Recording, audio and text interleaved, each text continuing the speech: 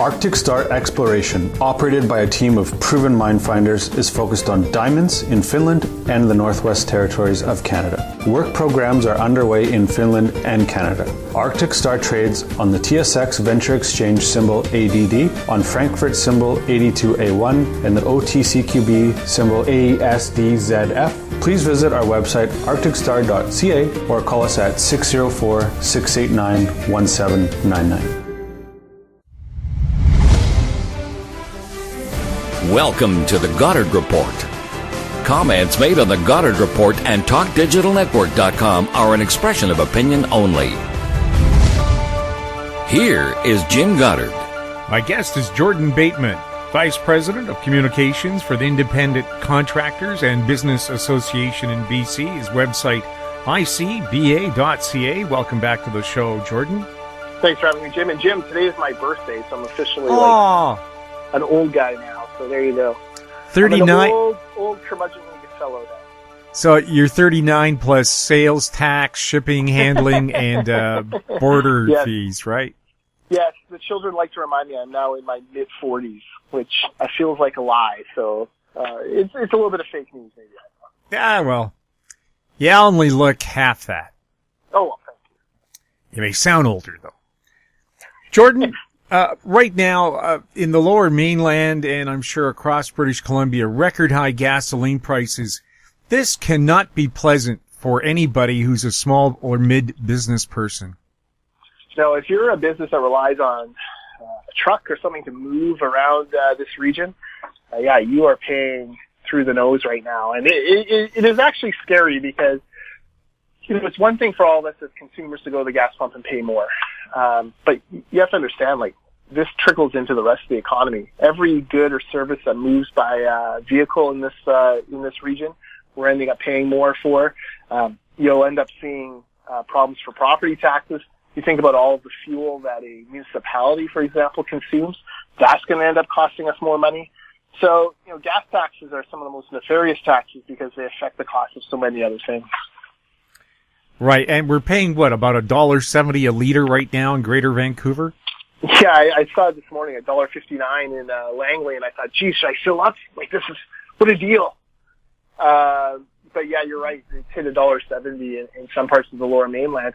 And look, down in the States, even with exchange rates, it's only about $1.25 per liter, which is still quite high. However, it does show you the difference. And look, 95% of that difference is taxes.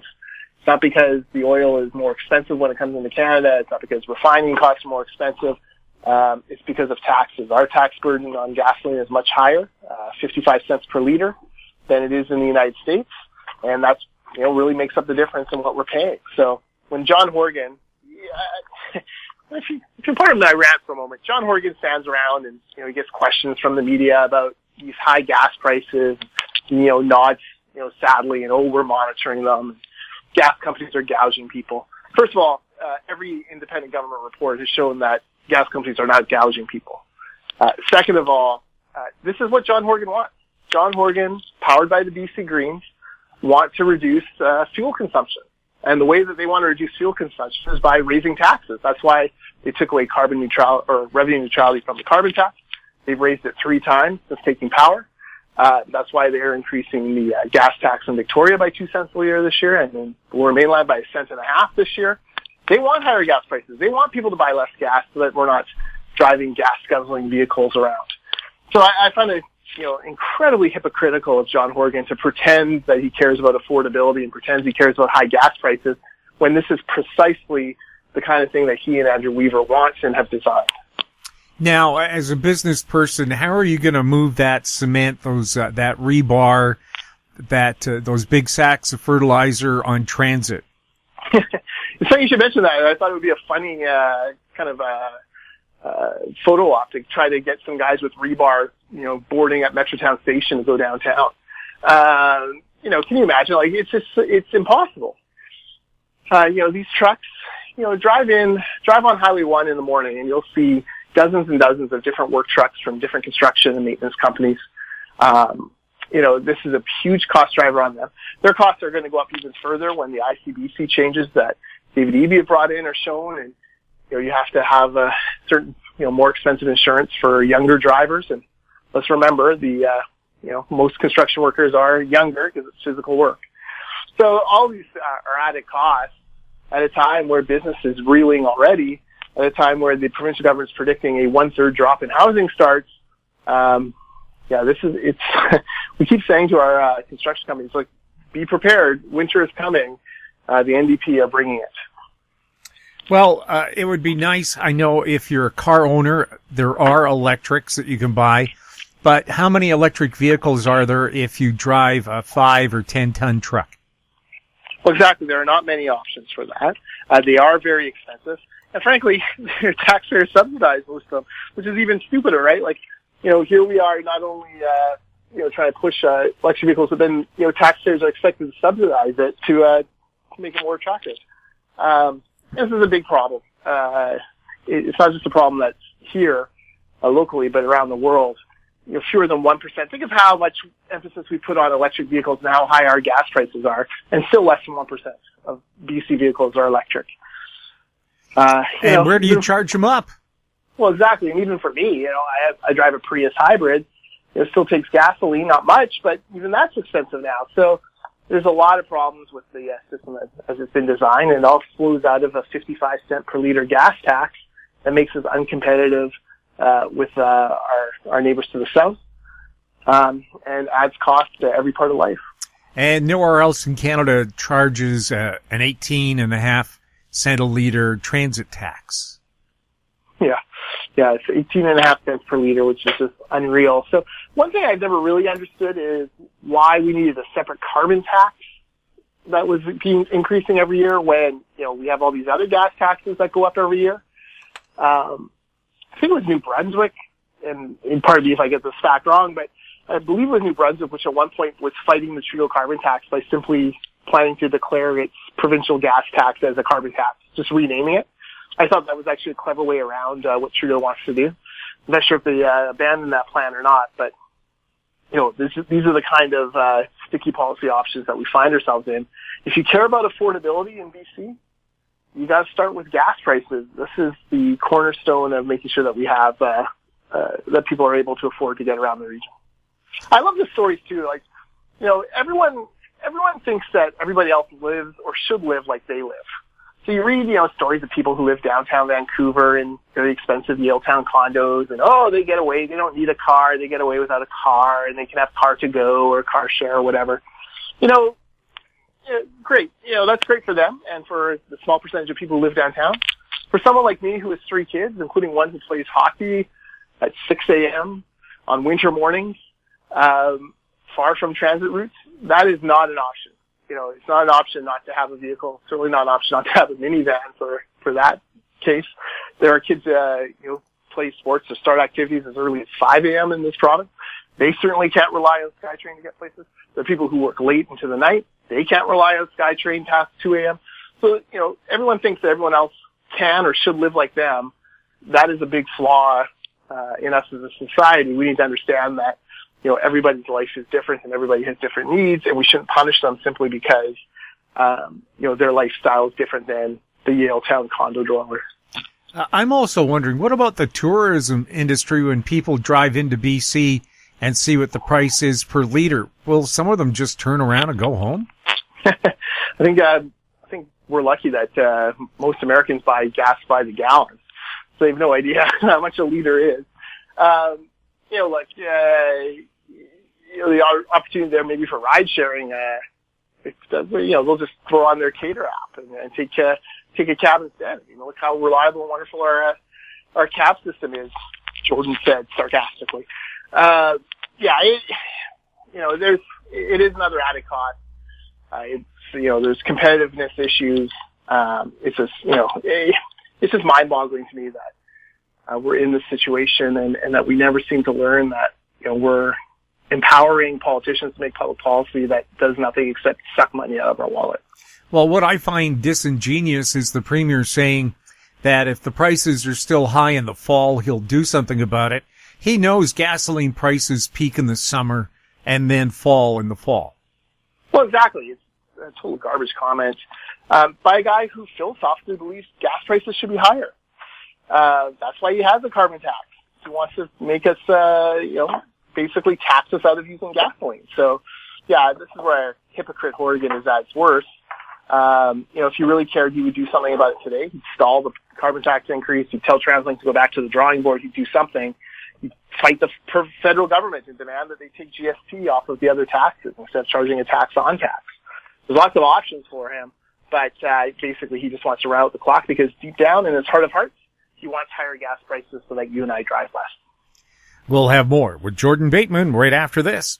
Bateman Resources Limited is a gold exploration company with significant projects in British Columbia, Saskatchewan, and the Yukon. Trading on the TSX Venture Exchange, symbol ABN, and the pink symbol ABN-AF. Surrounded by world-class gold deposits and mines, Bateman's 23,000 hectares Forest Kerr Gold Project is located in the heart of the Golden Triangle in northwestern BC. For more information, visit us at batemanresources.com.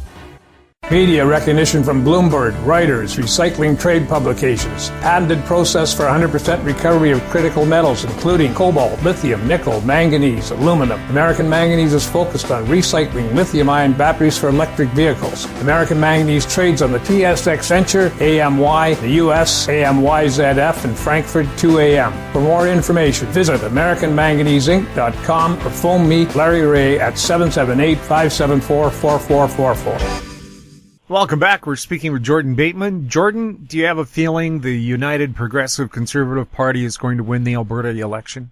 I do, and I should note that, I know Jason Kenney quite well. He was a major driving force of the Canadian Taxpayers Federation in the 90s, for which I worked in the 2000s, and have a lot of respect and time for Jason. I've had many really interesting and smart conversations with him. So, yeah, I'm pulling for Jason Kenney. I'm pulling for Jason Kenney for two reasons. Number one, I think he's a thoroughly decent man with great ideas who will do a lot for Alberta. And second of all, look, I'm a Canadian. I'm a Canadian first. I'm a proud Canadian. Canada needs a strong, prosperous Alberta. British Columbia needs a strong, prosperous Alberta. And the policies that have been put in place by the NDP government in Alberta have been corrosive. They've put many businesses out of business. You see record unemployment in Alberta. In a province that's relatively young and should have, should have a lower unemployment rate than the Canadian average. They actually have a higher one. They're seeing people leave Alberta and go to places like BC and Saskatchewan trying to find work. It's disappointing. So I'm pulling hard for Jason Kenney. I hope that he and the United Conservatives have a major landslide victory today. I think they will. I think they should be north of 60, maybe as many as 70 seats, and that he does the hard decision-making to bring Alberta's budget back into balance and to get their economy booming again. We'll have more with Jordan Bateman right after the break. Hi, I'm Douglas Mason, President and CEO of Rainy Mountain Royalty Corp., RMO, on the TSX Venture Exchange. Rainy Mountain Royalty Corp. is a Canadian-based mineral exploration project generator. The company currently holds multiple property interests in Ontario with joint venture partners and is seeking further joint venture partners for other drill-ready properties in our portfolio. For more information, please visit our website at rmroyalty.com or call me at 604-922-2030. Don't miss out. Stay informed. Receive the HowStreet.com weekly recap with thought-provoking podcasts, radio, and articles delivered to your inbox. Sign up for the HowStreet.com weekly recap on our homepage at HowStreet.com. Welcome back. We're speaking with Jordan Bateman. Jordan, you heard something from the Royal Bank of Canada that has you very, very concerned. What is it? The CEO of RBC was giving a speech last Thursday, and it is some of the toughest comments I've ever seen from a bank president. So his name's Dave McKay. He's the CEO of Royal Bank of Canada. And here's precisely what he said. Quote, "We're at a critical time in our country's history. Our competitiveness is challenged. Our capacity to grow and advance our economy is stalling. We need a new approach.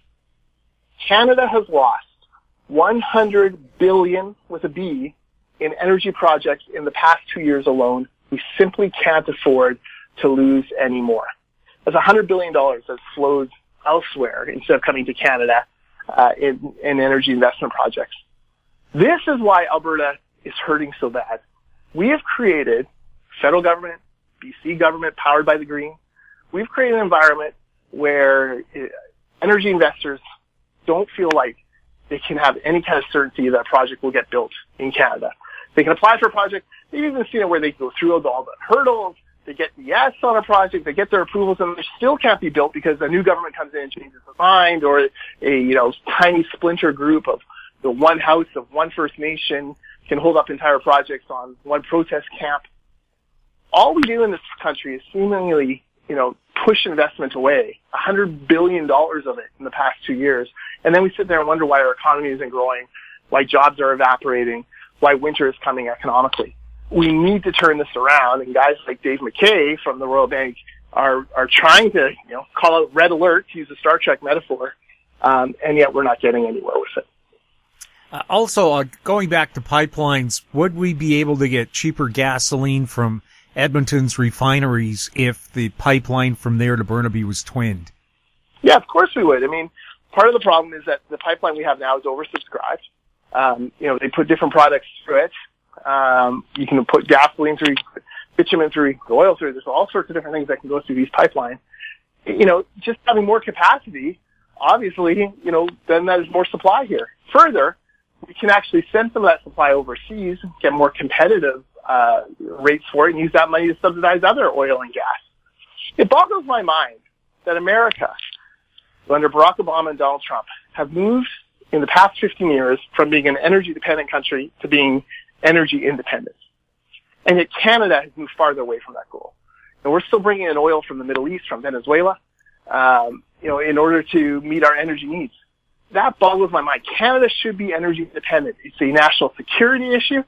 It's an economic financial issue. It's just an intelligent governance issue. And yet, we move farther and farther away and rely on all these other countries for our energy supplies. As a Canadian, as Canadians, we should be pushing to be energy independent. We have the reserves. We have the technology and the expertise. We have the ability to build these things in clean, environmentally friendly ways. Let's do it. Well, we have Quebec politicians opposed to Western Canadian oil going through their areas in pipelines. Do you feel they've been compromised by money from the Middle East?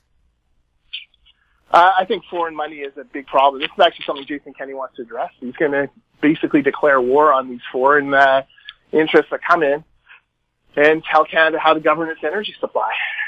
It's one thing to bring your investment here, plunk money down and become part of the Canadian fabric. That's a powerful thing. It's an important thing. We should, encourage that. It's another thing to come in and all you do is bring, the word no. And you attack Canada for doing things when we're doing it cleaner than anyone else. No one's out there protesting oil tankers on the Washington State coast, but there's John Horgan holding hands with Jay Inslee, the governor of Washington State, saying, "Oh, Canada's so bad. We got to stop all these, one more tanker a day." When they have dozens and dozens and dozens of tankers plying the same waters. So, our politicians are foolish. The environmental movement in Canada is hostage to foreign funding interests. And I'm hoping that Jason Kenney falls through on his promise and, puts together an oil and gas war room that pushes back on some of these groups that get away with, slandering good, hardworking Canadians. Jordan, thank you so much for chatting with us. Have a great birthday. Thanks. My guest has been Jordan Bateman, Vice President of Communications for the Independent Contractors and Business Association. His website, icba.ca. If you have any questions for Jordan or anybody else on our show, you can send them to info@housestreet.com. I'm Jim Goddard. Thanks for listening. Comments made on the Goddard Report and TalkDigitalNetwork.com are an expression of opinion only. The Goddard Report is available online and mobile at TalkDigitalNetwork.com. The Goddard Report is a production of House Street Media Incorporated.